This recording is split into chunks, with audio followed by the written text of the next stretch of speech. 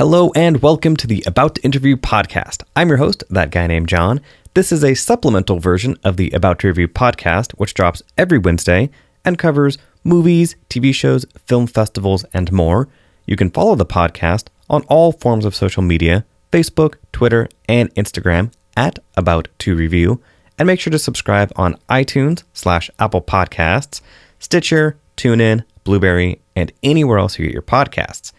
This show focuses solely on the conversations that I have with authors, directors, actors, and creators, and is available on YouTube as well as subscribing to the podcast. Make sure to click the subscribe button below, give a thumbs up, and check out the full show notes with links to the guests at abouttoreview.com. Let's all go to the lobby. Let's all go to the lobby. Let's all go to the lobby to get ourselves a treat.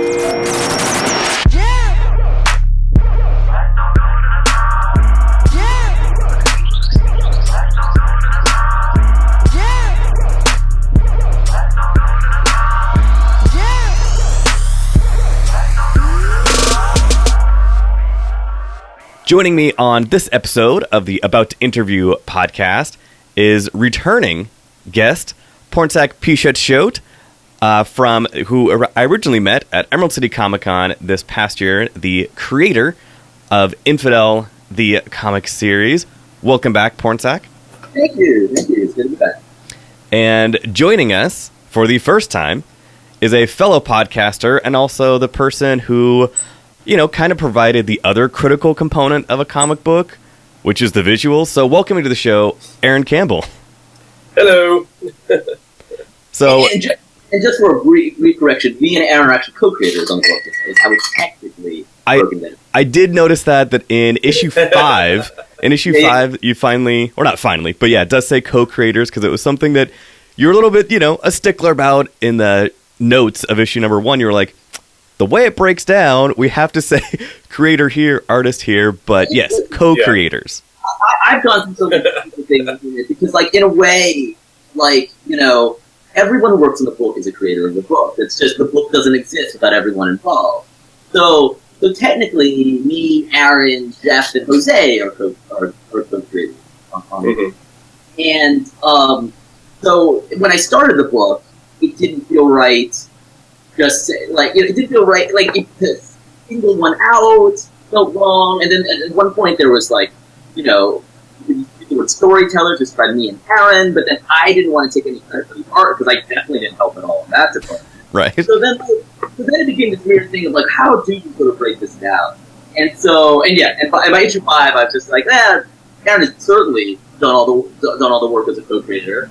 I'm just going to formally call us co-creators, even though technically so is Jose and Jeff. So I don't know. These moral lines just sort of shift around. But the way I look at it, we're all sort of co-creators. Contractually, me and Aaron have the biggest say in what happens. Right. That is probably in a court of law. That is how that works out. Right. Yeah. and in the court of podcasting, everybody is equal. You guys are all amazing creators of this comic book, Infidel. And when you and I first met, Pornsak, at Emerald City Comic Con, your pitch for this book was perfect. And it was something that I will always remember. I have talked about it with other people when just talking about pitches. You said, so this comic book is about a group of people living in an apartment building haunted by ghosts that feed off of xenophobia. Done. Simple, succinct, in 15 seconds. You just crushed it. And so I have to ask, how long did it take you to develop that? And when you first approached Aaron and Jose and everybody else that you were working with, was it that precise? Or was it, how much time did it take you to kind of whittle it down to that perfect essence of the book? I think a lot of it is you're constantly, when you're thinking conceptually about a book, you have a general idea and you're constantly trying to whittle it down a little bit. I am that guy. There is not a text I send, an email I send, tweet I send, that I don't be ooh, I could have done that in less words. I'm that text was 3 words off. I should have, I should have spent the extra 30 seconds thinking about it and taken 3 words off. So I knew I knew, and I'm quite honest, like, the book can be broken down to just, like, 2 words. It's about racist ghosts, and then, but then that doesn't give you, like, the right tone and all that kind of stuff. So then it's just that accordion of trying to find sort of the right tone. And so, so, right, so once you know kind of what the area of the story is, then it's about how much do you want to tell, in that pitch, and how much is enough to tell. So it was always pretty succinct, I think, but it definitely got shorter and shorter and shorter. And this is the thing about pitching too, and it's what I used to do with Vertigo, and it's what I still do now. Is when I have a book, you talk about it at parties, and if you're at a cocktail party where people are speaking loudly, you don't have a lot of time to impress that. So if you're talking and you see yourself losing the crowd, then you know it's going too long. And so that to me, the best way to test the pitch is to test it out at a party. Is that if you can talk about it at a party at a time where, someone's got a drink and someone's distracted by this thing and you can catch their attention, you can do it in and out very quickly, then you have a decent pitch. And if you can't do that, then your pitch needs a little bit of work. And we went to the Infidel, had a longer version of it. But yeah, when I talked about it at parties, it was like, oh wow, it's taken me a while. All right, how can I whittle it down so that, as soon as I see it, people get in, as opposed to taking 2 seconds, what's going on? Gotcha. Yeah. I mean, that definitely, it has that old kind of that elevator pitch type of mentality where it's like, you have X amount of time where you happen to run into the CEO of a company. What is your thing? People don't want to listen to me for that long, so, I just got to get out and talk about things. Otherwise, they move on to the pretty person in the room. So it's an acquired skill. Gotcha. And Aaron, when you first heard the pitch, in whatever version it was, what was that, to use a term that you and I are familiar with, what was that adventure hook? What was that thing that kind of immediately pulled you in?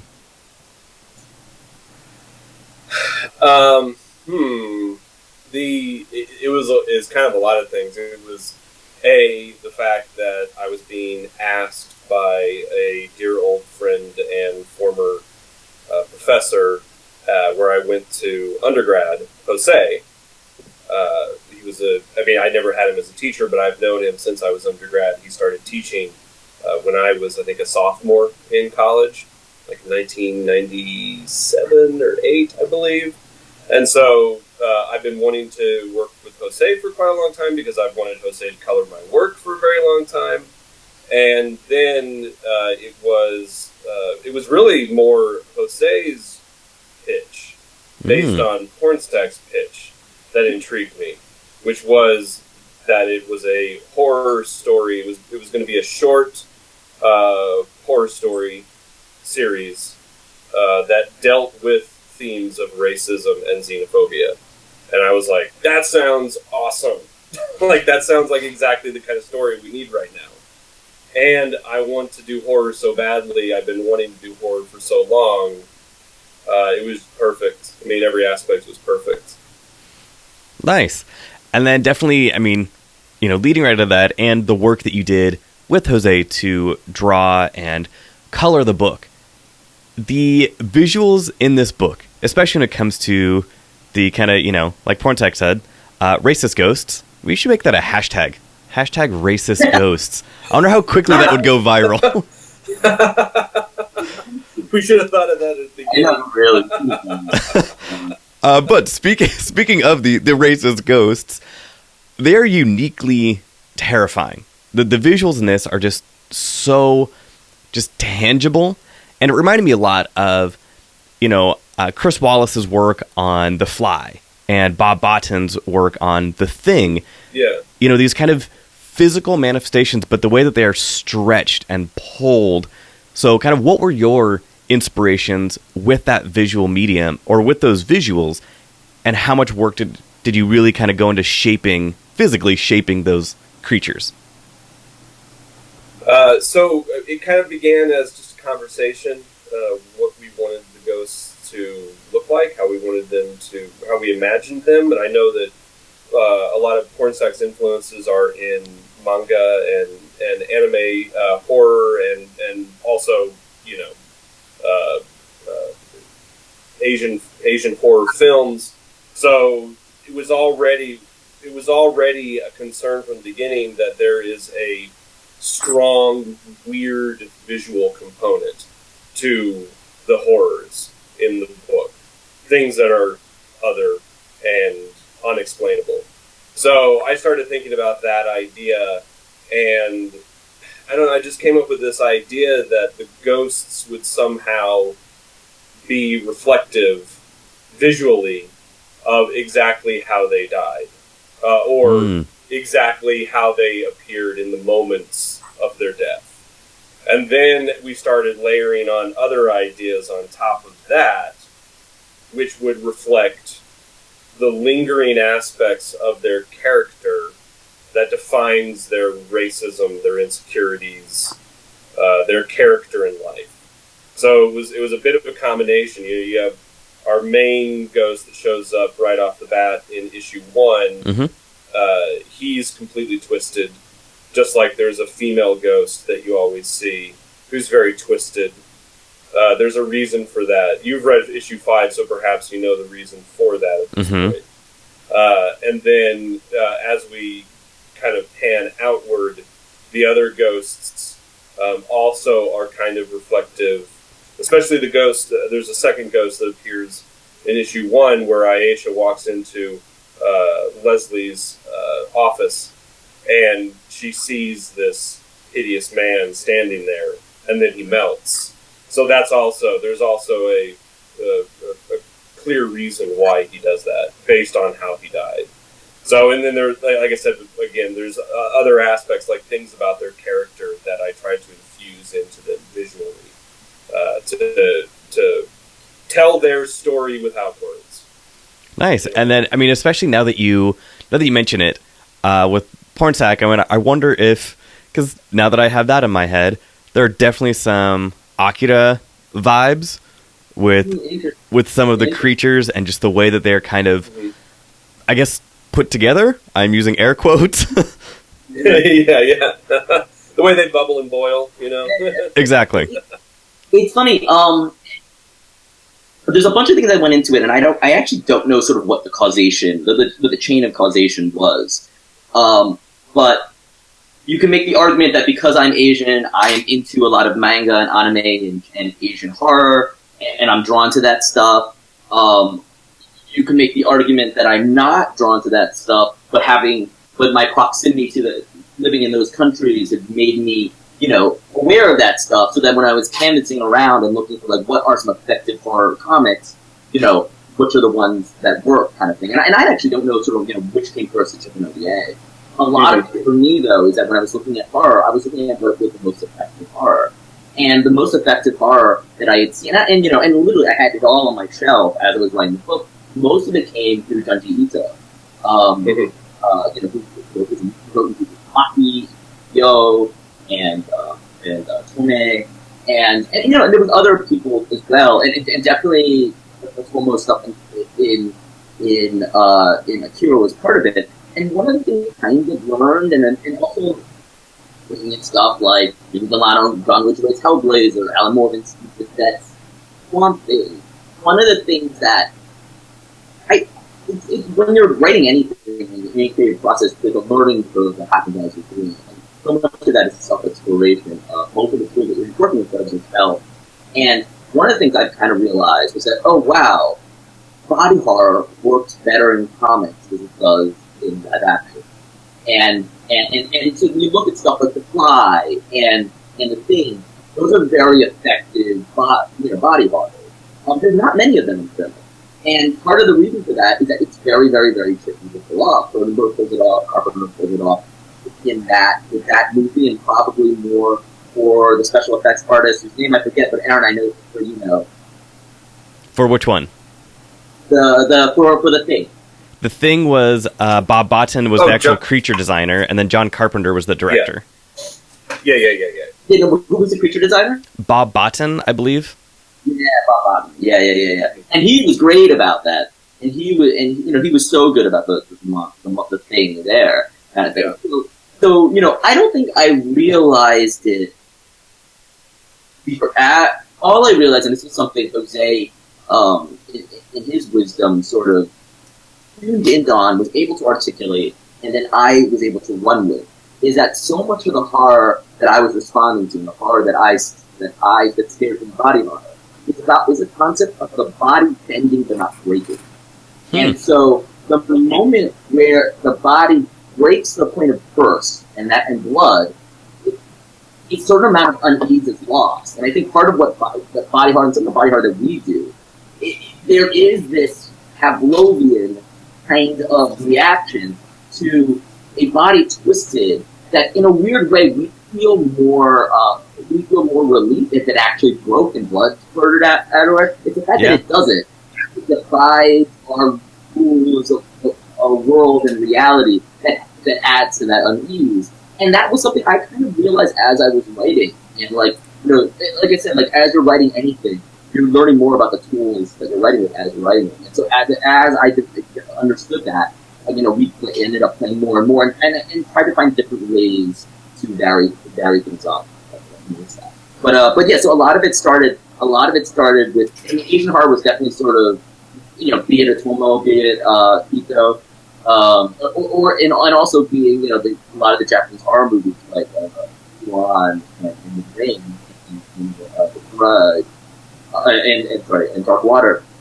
They all sort of led us down that path. But then once Aaron and the Hooligans were kind of, Yes.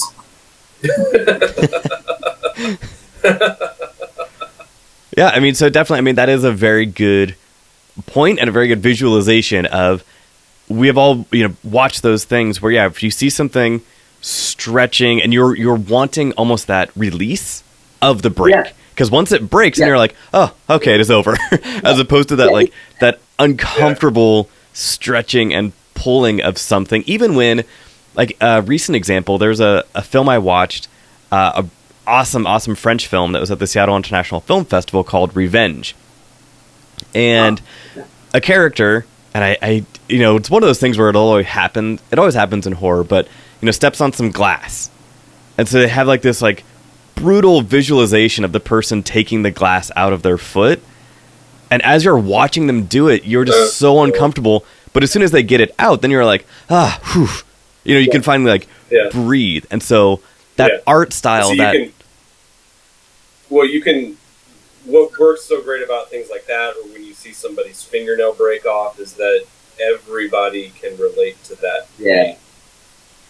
Mm-hmm. So we've all experienced it in one way or another. So we can relate. I think when you go too far overboard, you enter a place where the metaphor is no longer relatable. Yeah. Right. I also wonder, though, and this question for the call, do you guys feel that stuff works in comics? If you saw a close-up of, glass being pulled out of a foot, do you have that same, is that something that only works in live action? I'm trying to think if I've seen it in comics and if I've had a response to it. I think it is different because, when I think of, a Flash, comic where, he is fighting Mirror Master or something like that, and Flash has to shatter a bunch of things to try and get to him. If you see Flash picking glass out of his suit or out of his shoulder, it does not have that same visceral reaction. It still is I bet that sucks. But there's something about that live action, watching somebody do a thing that you yourself could be doing. Yeah, right. You relate hard. Yeah. Yeah, because I can't think of a good example of feeling that kind of hair stand on the back, stand on end, whenever and getting that kind of shiver that runs through you. Yeah. You see something that, really looks painful, and you can imagine feeling the pain. Mm-hmm. That's a really difficult thing to do in still imagery. Yeah. Of any kind, I think. I think so too, because it's funny, as Jonathan, as you were describing it, I was kind of thinking if I had Aaron, in that sort of photorealistic expressionist style that Aaron does, do the equivalent of that, I don't know if I get the response I would hope for. You know what I mean? Mm-hmm. And it's part of working on Infidel is trying to figure out what emotional reactions, which visceral reactions work in live action that don't work on comics and all that kind of stuff. And it's part of that game. So yeah. Sorry, it was a little bit of a tangent issue. No, but I mean, it makes sense, and there are definitely parts of these 5 issues where, you know, the difference in perspective, you know, where you will see a character kind of zoomed in on one of these creatures, and then their reaction, you know, to it. Like, as I am reading it, spoiler alert for those people who have not read it yet, but you definitely should pick it up. Do not read this at night. So here I am last night before this call, just kind of like going through the 4 issues that I already had, just kind of like make some notes and everything. And I was like, why am I doing this at night, reading this by myself in the dark? This is not a smart idea. So it might not have given me like that hair raising type thing, but it was still like not just the visuals, but the storytelling was so compelling that as I'm sitting there reading this comic book in the dark, I'm like, no, this is dumb. This is not a smart idea. Thank you. It is a bigger conversation about comics, which I had it with Jeff Lemire when we started this, about what is a scary comic, and, you know, how do comics sort of scare you, and you know, do they count as scares, and what is that sort of feeling? Like, you know, when I see a good scare in a comic, I laugh in a good way, like not derisively, but just because I'm enjoying it so much. You know, because it kind of has one of those gotcha moments. Yeah. It cuts into you in a certain way. For me, it gives me pleasure. Other people, I'm sure they'll be grossed out, but me, it literally tickles me. And is why I enjoy it.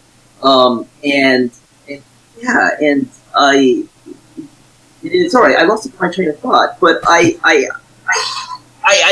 fascinated by. I'm very grateful anytime someone says don't read it at night, because it's tough to pull off scares on comics. It really, really is. It's so tough that people can't agree what a scare in a comic is. So I'm always really grateful when people are like, yeah, I shouldn't have read this. Right. Yeah. Well, and the highest compliment that I got was from a friend of mine who, after reading issue 1, had a nightmare about the main ghost. Yeah. I mean, that definitely. As that has to be that feeling of like, all right, I won. Yeah. I still remember, like, you know, Jamie Delano and John Ridgway on Hellblazer, where Nergal is sitting on his bed and that Legion tongue is like coming at, you know, Ed Constantine, right about to jam it down his throat, or where Alan Moore and Steve Brissett are doing the Monkey King and Swamp Thing, and the Monkey King is holding the little kid's hand as they're like walking off into a dark corridor. And those are these haunting images that sort of stick with me.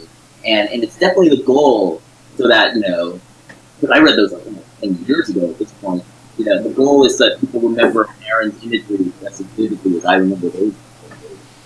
Yeah, well, and that brings up, that kind of leads into a 2-part question, you know, that I have for both of you. One, what was the monster under the bed when you were a child? But also, now, in 2018, what would you say that monster under the bed is for you right now? So, how about Aaron? We start with you. God.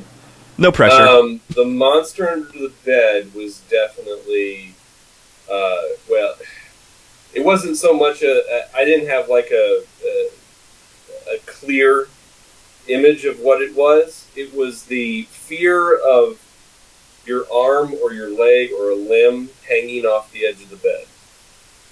Okay. And then something grabbing you and pulling you down. Like, you know, as long as you were within the perimeter of the edge of the bed completely and under the cover, you're safe. Very important to be under the cover. I remember actually there was one thing that terrified me when I was a kid. I can't remember the name of the movie, but it was the woman from the Goonies and also Throw Mama from the Train was in it.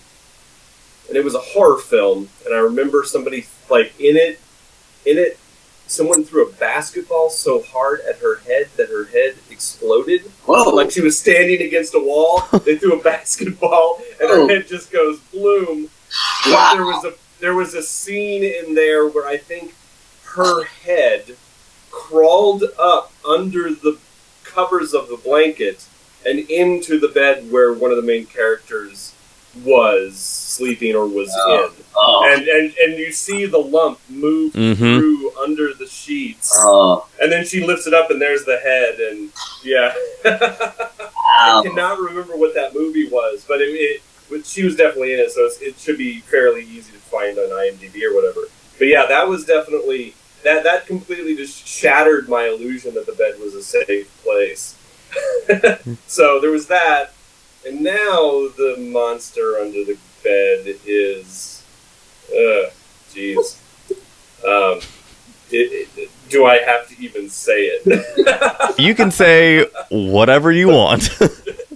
I mean, the monster under the bed is this fascist wave that's taking over and subverting all decency, like any hopes and dreams that, like all of the hopes and dreams of a pleasant, nice society that we've been working towards are being utterly shattered and destroyed. I mean, the monster is real now, utterly real. And you know how I like one of my favorite ways to kind of forget and go off into a place that feels more comfortable is by listening to true crime podcasts and shows. I mean, like, I listen to My Favorite Murder, Sword and Scale, Sworn, Criminal, all of these, and there's something comforting about these stories. I mean, granted, the ones that have never been solved are horrifying, but there's an arc that is comforting when you hear the horrific crime. You can be fascinated by this single individual who is broken, and be fascinated by their lack of humanity, but then be comforted by the story of justice served and justice found. There's something about it that, like, I can't get enough of it right now for some reason. And that's definitely, my interest in that has seen an extreme uptick in the past 2 years. Okay. Would you, Aaron, say that for those reasons, you are less interested in true crime cases where the cases are not solved and there's no closure? Well, no, I think that there's something, that's where the true fear is. Mm-hmm. Right. Is in the unsolved, and I'm very interested in that idea because of the mystery aspect of it. Right. And especially nowadays with, like, I'm really fascinated by this whole change that's happening with ancestry sites being used to link ancestral DNA to criminals, and that's how they were able to find the Golden State Killer. So all of that is, I mean, I find all of that, but the thing is like, this is the classic story of good versus evil. There is the clear good, there is the clear bad, and the line is demarcated very, very well, and that's comforting to know that there is the good still and the bad. It is definable.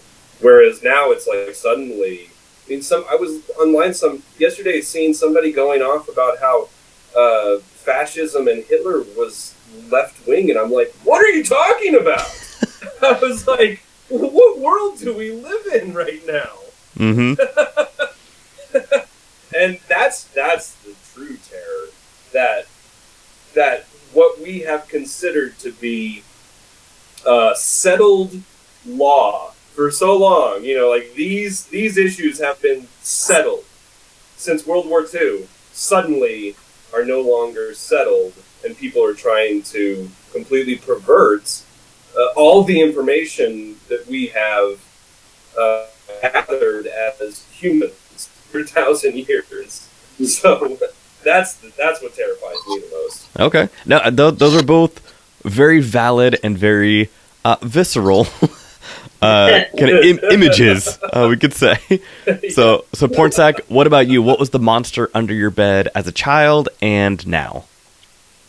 I mean, the thing about me with the monster under my bed as a child, like, the monster wasn't just under my bed. The monster was everywhere. Like, I was scared of everything as a child. I did not watch horror movies for exactly that reason. And even now, when I look back and Lord knows I'm giving like a psychoanalyst fodder. The weird things that would just the random things that would scare me.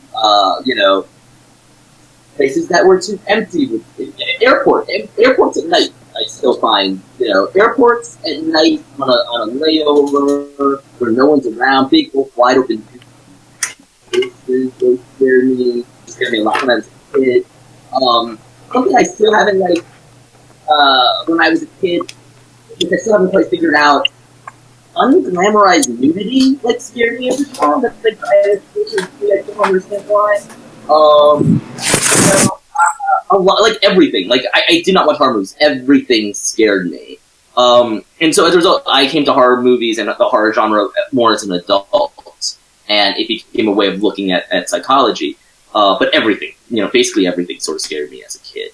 So I don't know if I can localize it to any one image. Just because at the slightest suggestion, I would just run in the opposite direction. It was just no. And as an adult, before I get to my 2 cents on where I definitely agree with Aaron, the recurring image that's been happening in my dreams, and I find it even interesting that I'm even referring to my dreams because I generally don't remember my dreams.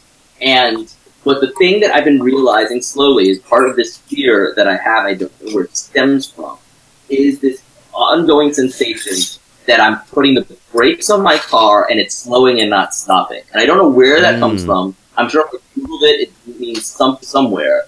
But the putting the brakes on my car, but it's slowing and not stopping, and I just keep drifting in the direction where I'm going, whether it's into a tree, whether it's into a post, whether it's into oncoming traffic. That is a recurring fear that I've been, or haunting image that I've had lately. On to the more depressing answer, which is piggybacking what on Aaron said. It was funny. I think it was just yesterday, as recently as yesterday or this past week. I realized what Infidel is about for me is here that that a multicultural society is aberrant. That is not the way of the universe. That is not the way of the world. And it's me. And it was me using the book to heighten my fear at its utmost so I could kind of face it. And it was me watching the rest of the world say, maybe your greatest fear is in fact the world, kind of thing. And I do feel not to drown this podcast with too much existential dread and cynicism, but I do feel where my anxieties and where my fears and where my discomfort comes from this idea of xenophobia and racism and all that, is that when I look at the problem, I don't think it's a problem of them versus us. I worry it's a problem of us versus us. I think it's an internal problem as opposed to an external problem. And to me, that's what worries me. But I also feel that's what separates me from I think a lot of people who have similar fears. Is that I worry that that fascists aren't as unusual as we want them to be, and that they're a lot more similar to us than we would like. Yeah, and that is something that also plays out through the series. In these 5 issues, you have this group of friends, these group of residents, who live in the same building. Throughout the book, more things start coming to light, both kind of visually and metaphysically. But some of those behaviors, when a character starts saying that, and I don't want to give anything away, but when they start saying oh, well, I also believe what this person says, and that shocks everybody. And that really takes that character back, and they're like, whoa, how could you believe that? And they're like, well, because of this and this. So it really, that dichotomy of, that us versus them, but also us versus us. This group of friends who had been knowing each other and living together for a while, all it takes is one incident or, 1 or 2 incidents for them to then realize they have some fundamental differences that they have just never talked about. Yeah, absolutely. And it's definitely one of the goals of the book is to portray as much of a range of that as we can on a spectrum. without necessarily judging where you land, though I might personally judge where people land in that spectrum. The book tries not to, only in the sense because, just because it is an open question, it is a topic up for debate. And one of the things that, working the book is that, like, I may have my feelings of, like, this person's the this because this, A is B because C, but that's my own very personal calculus. And so if we're using a more objective calculus, it was the effort to say, okay, the book isn't going to judge who they are because the book is trying to portray the phenomenon as objectively, as realistically as possible without an editorial slant, as much as it is. I mean, it's definitely a politically motivated book, but it's trying to portray that spectrum as accurately as well as it can without judging it, only because, what's going to be, hopefully what is tolerable today will be racist tomorrow, or is racist today will be abhorrent tomorrow, and vice versa, on all this stuff. So, like, So, and I go back and forth. If, in the course of the book, should there have been more of an editorial slant on some of the things that were happening? But at the end of the day, I reassured myself with the lack of editorial slant is what added to the sense of dis-ease and unrest in the book. And one of the things I feel that people are responding to, and there's no way to really know, but one of the things I think people respond to is watching these actions happen without having a moral arbiter as a touchstone to say this is right and this is wrong. I think that adds to the sense of discomfort and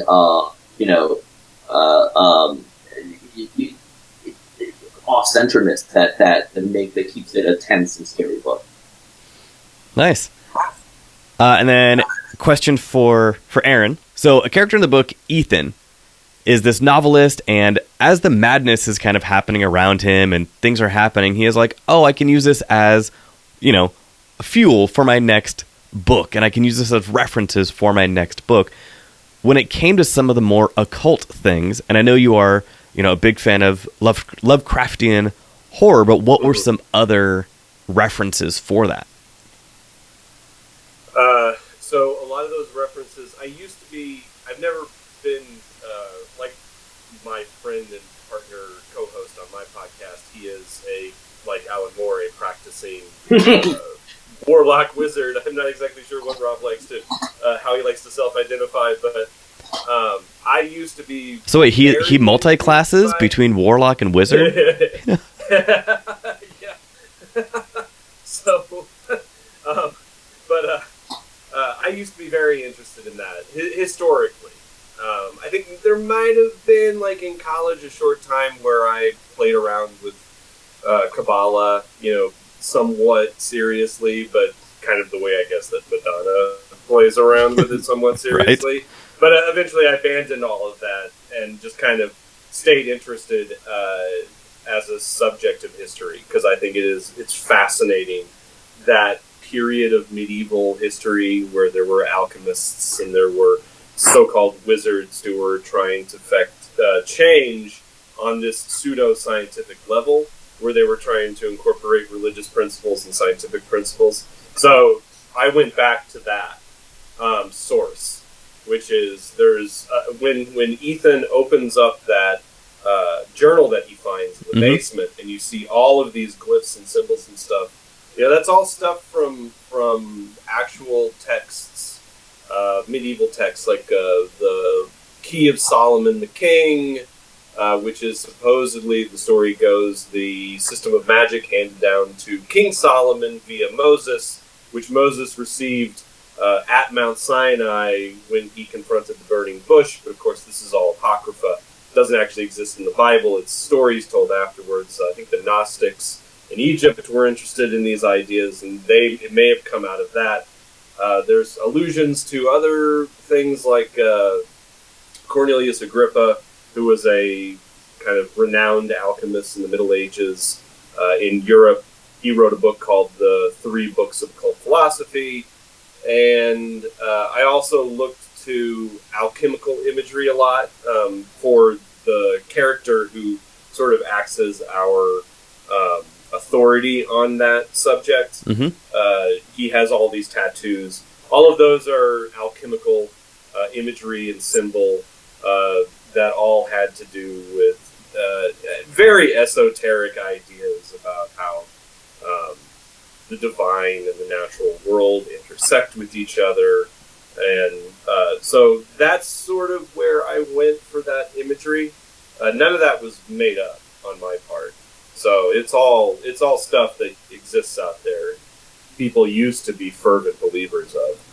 So, and one thing that I talked to Pornsak about when we were discussing this is how sort of in alchemical, in mystical circles, they see the demonic and the angelic as these notions of pure thought, pure emotion, pure archetypal, like the archetype of ideas. And so demonic forces, angelic forces, they all represent these notions in their most pure state. So when you see the image, the one thing that I did kind of make up, I kind of went back to medieval imagery in the way that like people like Hieronymus Bosch would design and represent angels versus representing demons, and demons are always these kind of perverted amalgamations of animals, men, plant life, dead things, living things, whatever. And then the angelic forms are always sort of this pure distillation. So there's this page in issue 4 where they're at his house, and the background is sort of this framing device for the 3 panels on the page. And that framing device, as Pornsak wrote it in the script, was supposed to, in some way, kind of represent this kind of eternal struggle between light and dark, good, evil, demonic, angelic. So my idea for that was to show this sort of otherworldly, extra-dimensional, eternal battle being waged, and it's all through light and dark. So all of the demonic forces are just kind of like these shadow puppets that are made up of just all of these different parts, kind of representing the perversion of their pure form. And then the angelic forms are these wheels, and that kind of references the great wheel within the will that appears in the Bible. I think it's Isaiah who sees them. And it was also one of the choirs of angels. There was some wheel imagery as well. Yeah. So I imagine that is like my idea is that's pure geometry. It's like the pure. It's like the archetype. It's the pure original form of unperverted idea. Unperverted emotion. So it's positive energy versus negative energy, all that kind of stuff that I just threw in. And it's really just kind of exists just to, I mean, it doesn't really play too much into the story, so to speak, but it does, those basic core ideas are reflected in what Pornsak was coming up with in terms of the emotions that fuel these creatures, the ghosts. Yeah, well, and some of those visual cues that you were talking about are definitely apparent, even though, I did not know all of the backstory until just now. Like in some of the panels where we're kind of, seeing through the eyes of those ghosts, and there are a lot of reds and blacks and darker colors, and then there are a couple scenes where we see that same kind of visual, but a much, much lighter, haze around the subject. So, Pornsak, when you were writing this script, were those visual cues that you were already kind of writing in? That is a good question. So there is a scene where Medina and Aisha are in the hallway, and you see, like, basically the ghost looking at them, and there's a lot of red. You see them kind of in the shadow because you're looking through those eyes. And then a scene in the hospital where you're seeing both of them, in the same panel, but there's, like almost like a white light around them from a top-down perspective, just like more of a haze. Okay. So what's interesting for both of those, and the reason why I ask for specifics is because I feel like so much of it is the push and pull and the give and take between writer and artist. A lot of that is stuff that I'm trying to think. I think in the first one, that was just and Aaron, correct me if I'm wrong. That was just in the script. It was just ghost POV.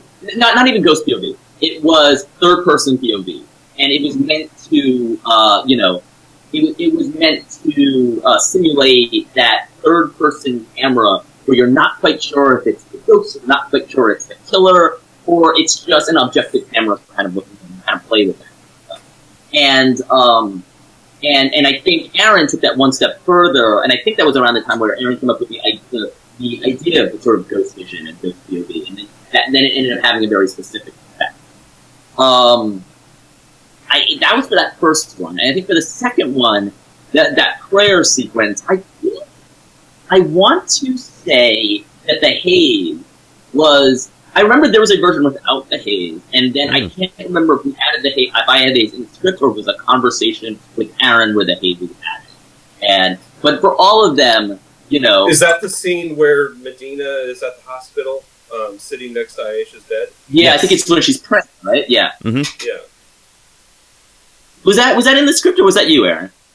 No, I think that was in the script. I remember you talking about that. You wanted it to be the idea that you were going for was that the whole world is kind of falling away, and in this quiet moment, it is just there is only Medina, there is only Aisha. That's right. And this connection between them.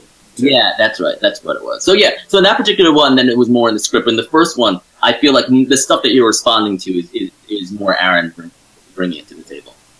Very cool.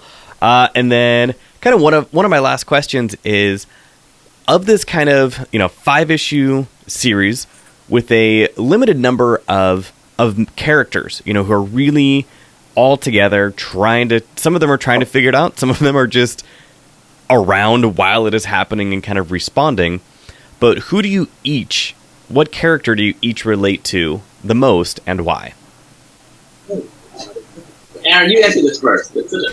I like how we keep throwing to Aaron. Yeah, I know. I just put to Aaron for the tough one. I mean, in a sense, I probably relate to Aisha the most,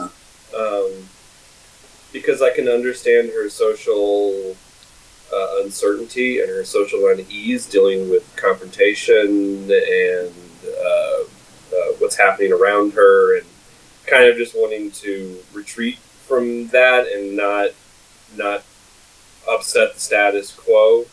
And then also because just in my social circle, I with my wife, with my niece, and a bunch of other people, I can see how you have people who come from incredibly traditional backgrounds.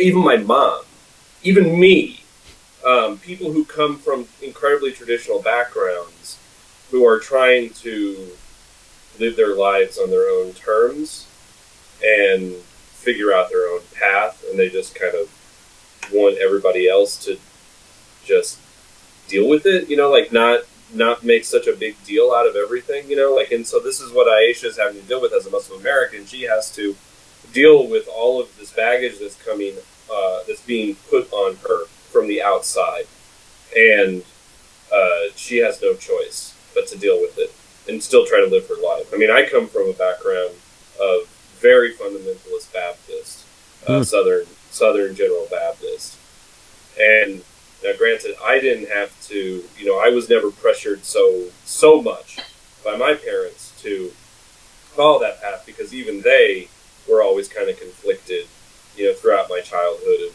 where they really stood within that faith, tradition. But my mom, for example, she grew up, she was not allowed to listen to secular music. She was not allowed to dance. She was not allowed to go to Wait, parties. She grew up in the Footloose town? None of that. What's that? She grew up in the Footloose town? Basically, yeah. That Footloose town is where I'm from. And there are correlations to that also with my wife and her background. And so for me, just in terms of a character who I think is most fleshed out, or one of the characters is most fleshed out, because You have her, Medina. Medina's confidence and force of will is not something I can necessarily relate to. But Aisha's, I can definitely relate to probably more than anything else. So that's my answer. Nice. See, look, we gave it to you first, and you knocked it out of the park. So now the pressure is on Pornsak to follow it up. Yeah. What's funny is the way I look at it, and however my brain works, I relate to their flaws more than their strengths. And so Aisha and Medina are the two voices that are sort of in my that represent two voices that are in my head. And Aisha is the voice that, and I think Jose is the first person to say it's like, you're a pleaser, just the same way Aisha is. You always want to please everybody. And but Aisha very much represents the notion that if you give more, the world will give back more. And there's definitely a philosophy there that I subscribe to, in the sense of give people the chance to screw up before assuming they're going to screw up. And then and so there's a little piece of her that there's a piece of her that resonates very much with me. On the other hand, though, I very much resonate with Medina. The question, and Aisha wrestles with the question of, when does that go too far? At what point am I compromising myself when I do that? And that's a question Aisha wrestles with. Medina wrestles with a different question, which is, am I too cynical? The amount of faith it takes to get through the day, to have a healthy life, do I not possess it?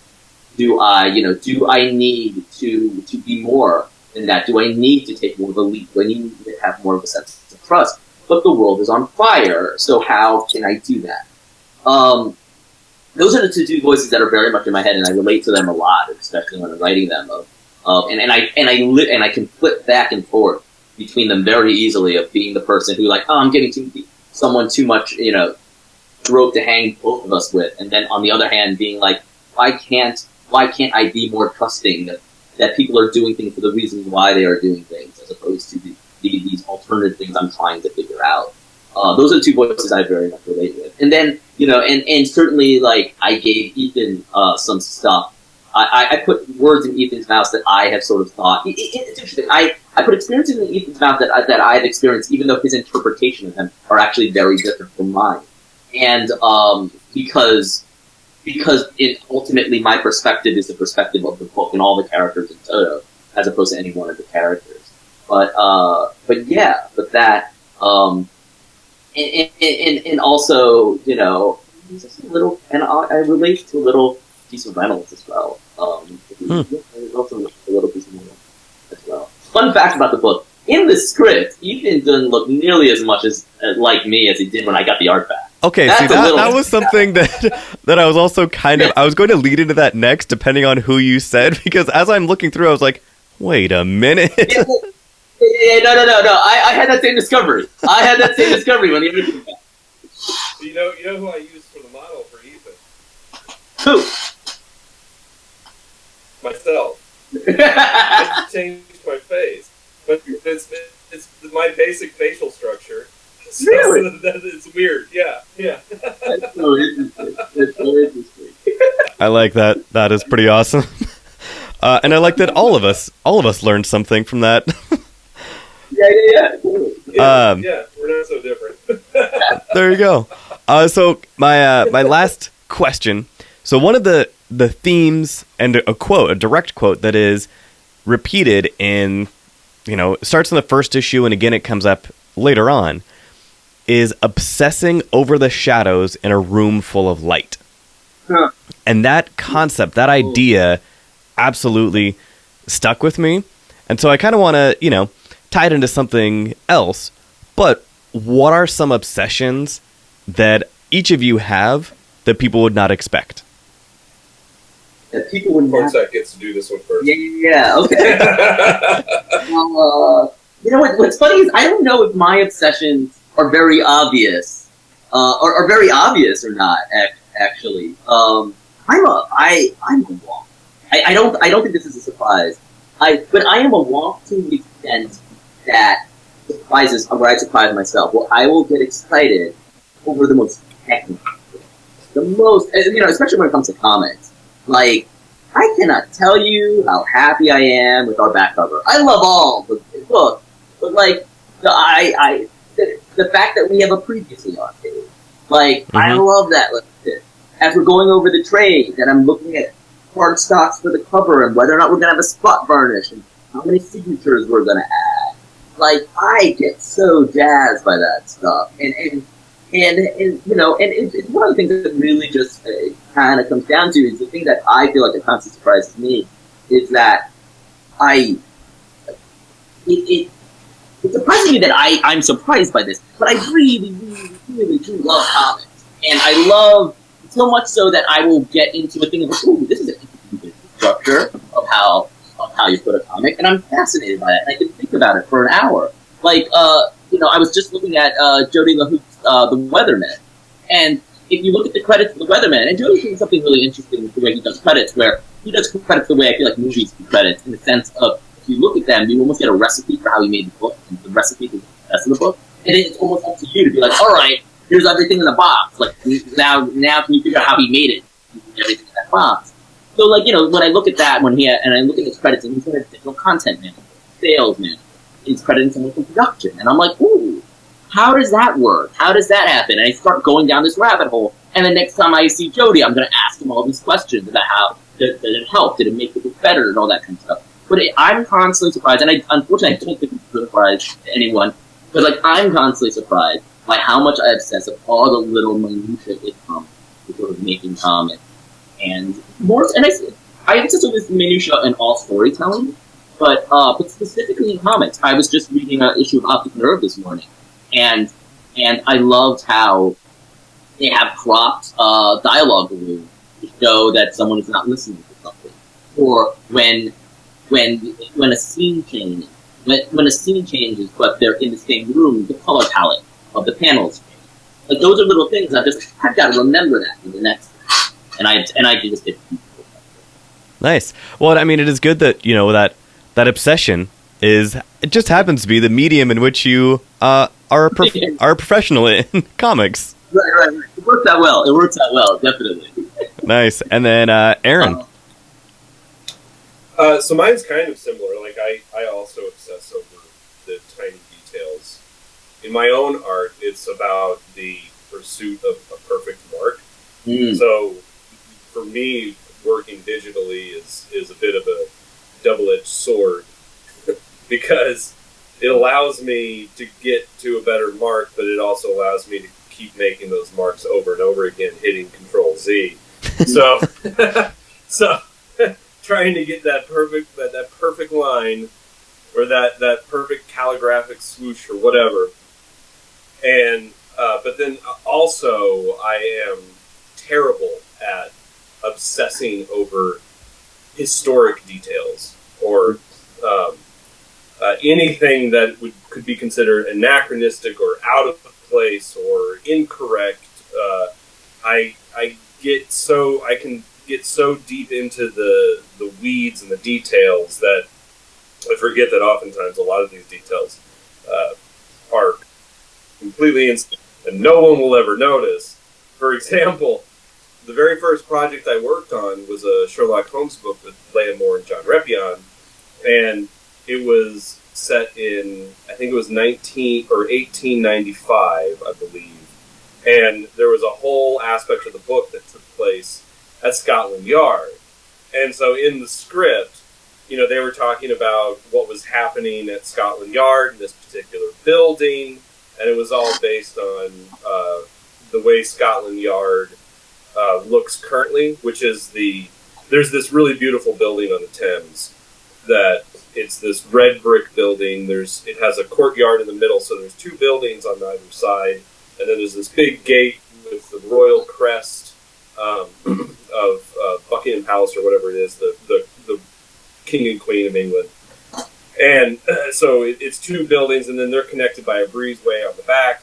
And that building was built began construction in the 1880s, whatever. Scotland Yard is now, the current Scotland Yard is obviously a much more modern building now. This one is just kind of, I don't know what they use it for anymore. At any rate, so they were basing all of this on that particular building, and as I was doing my research, trying to find out what the building looked like in the time period, I discovered that half of that building had not been built yet, but yet the part of the story that they were writing was taking place in the part of the building that had not been built. And so I emailed them, and they were like, "Oh, thank you." And then afterwards, when I was all said and done, I was like, who gives a shit? Like, nobody is ever going to know. Like, why was I obsessing about that? Like, we went back and forth for days trying to figure out exactly what Scotland Yard looked like in that particular moment, and nobody would have cared. So I've had to make myself over the years stop researching so much, because if I let myself go, I'll go down these rabbit holes of research trying to get to the absolute truth of a thing, when it really has nothing to do with the story. And it's like, story is what matters. And like, for instance, I hate the movie Gladiator because of all of the anachronisms in that movie. There's tigers. What are you talking about? That helmet he wears. That's like from Dungeons and Dragons. What the hell? Like, well, and not to mention the giant giant CO2 tank that you see in the chariot when it flips over. Oh, right. I mean, that's an accident, but right. But so that is my obsessing over the shadows in a room full of light. Nice. I like it. And then one thing that we have not talked about this whole time, because we maybe kind of buried the lead a little bit. So before even issue 2 hit the shelves, this was already picked up for a movie. So first of all, huge congratulations. As soon as you guys announced that, I reached out to both of you, and I was like, congratulations, guys. I was like, this is incredible that in a 5-issue series, before issue 2 came out, like, things were already in motion to make it something kind of, bigger and bolder. So when it comes to that, to the upcoming, I will say, I mean, it will still be a while, but to the movie project of this comic book, what are some key elements that are vital to translate from the comic book to the movie? Good question. Part of what I enjoy about having other people, having other producers and other people involved is that you don't have to answer that. You don't have to answer that question. And, yeah. And nor do we get to. Oh, fair. But part of that too is like, I'm actually curious to find out. You know what I mean? Like, the way I've sort of always sort of seen the book is it's what I said before. It's me confronting my fear that maybe a multiculturalist world is aberrant. And that's what that book is about to me. But it's also everything I have to say about what I'm scared of and about race in the moment right now. I'm curious how much of that is integral to the story of the book. Obviously, to me, I feel all of it is. I'd be curious to see how much of it works and how much of it doesn't. And I'm actually really grateful. Like Aaron said, we don't get the opportunity, nor do we have the burden of trying to sort of untangle that web. I mean, one of the whoever ends up adapting it, the biggest challenge they're going to have, if they decide to go down that road, is what to do about the ghost.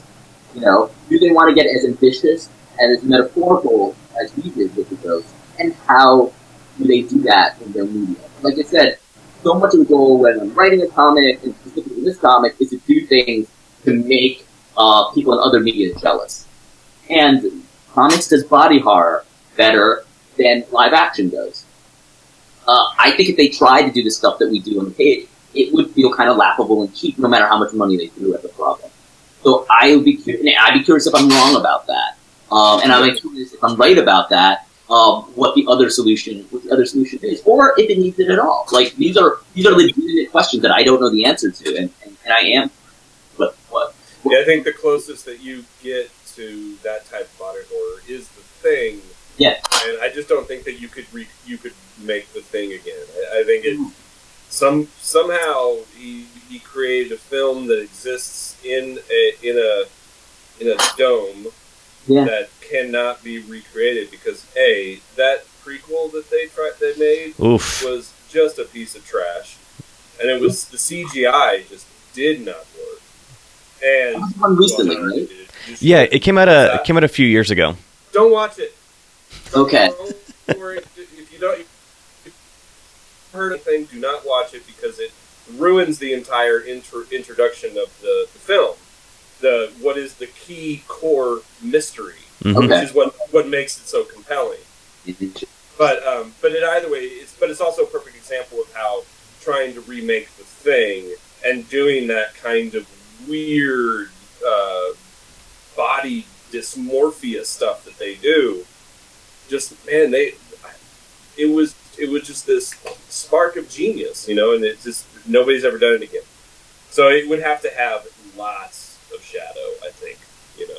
Like you can it would really need to be shrouded in inky blackness, and just little bits and pieces would have to be illuminated of the ghosts, in the story to really, I think, make it work really well. But again, like I said, that's completely up to him. It's Sugar 23. I've got no worries. So right, very cool. It's funny. I'm looking at who directed that new version of The Thing, and I guess he was. I actually don't know if it was directed there. It's the only feature that he's directed. Oh, imagine that. Yeah, I don't know if he got into director. He went straight back into director jail after that, or you're like, that's it. Nope. You're done. Yeah. That happens. Fun fact: the writer of that movie would go on to win an Oscar. Of which one? For what? Arrival. Same guy who wrote Arrival. Oh man. Wow. Okay. Yeah. I do like fun facts. Yeah.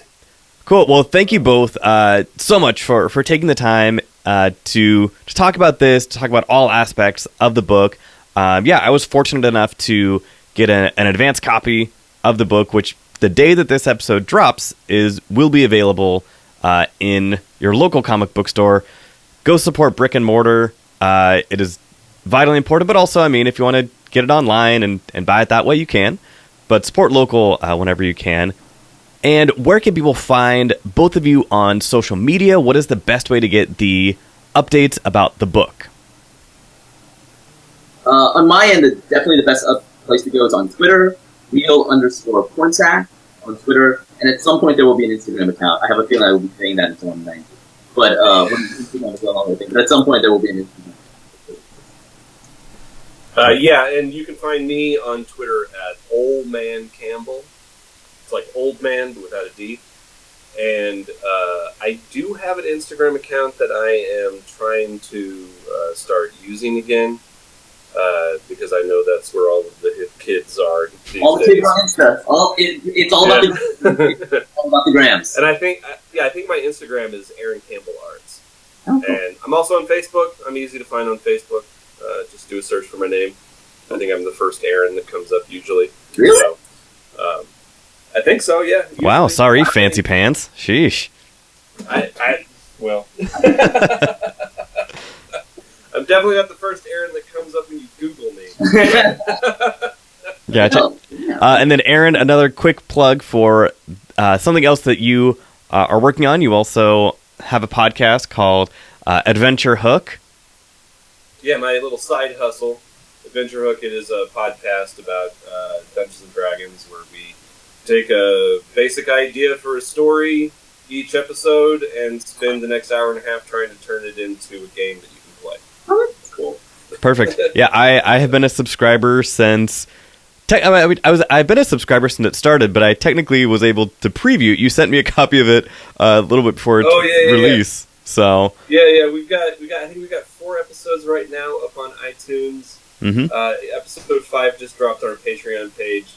Episode 5 will be out this Monday, which by the time this episode drops, it'll already be out on iTunes. Nice, so, very cool. It's better. We're in the early days, so we're still greasing the wheels, but we're getting a little more comfortable as we go. Sounds good. So yeah, I will put all of the links to all of your social media handles and your projects in the show notes below. And also, yeah, you can buy the comic digitally and also, like I said before, at your local comic book shop. So thank you. I've been joined by the creators of Infidel, who did various jobs, but they're both the creators, along with the rest of the huge creative team. So Pornsak Pichetshote and Aaron Campbell, thank you guys so much. Thank you. Thank you. Let's all go to the lobby. Let's all go to the lobby. Let's all go to the lobby to get ourselves a treat.